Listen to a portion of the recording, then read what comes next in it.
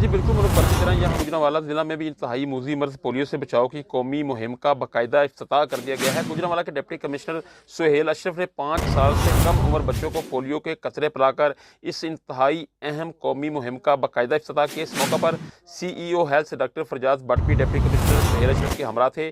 30 نومبر سے 4 دسمبر تک پولیو مہم نان اسٹاپ جاری رہے گی۔ یہاں پر میں آپ کو بتاتا چلوں کہ بچوں کو پولیو کے قطرے پلانے کے لیے محکمہ صحت نے بھی انتہائی خصوصی انتظامات کیے ہیں۔ 2135 موبائل ٹیمیں، 159 فیلڈ جبکہ 66 ٹرازن ٹیمیں تشکیل دی ہیں، اور ان موبائل ٹیموں اور دیگر ٹیموں کے علاوہ بچوں کو پولیو کے قطرے پلانے کی یہ سہولت تمام مراکز صحت پر ہونے کے ساتھ ساتھ تمام ٹرانسپورٹ اڈوں پر بھی ہوگی۔ محکمہ صحت نے اپنی ان ٹیموں کو فیلڈ میں روانہ کرنے سے قبل ان کی کورونا کی اسکریننگ اور دیگر حفاظتی انتظامات کا بھی خصوصی انتظام کیا ہے۔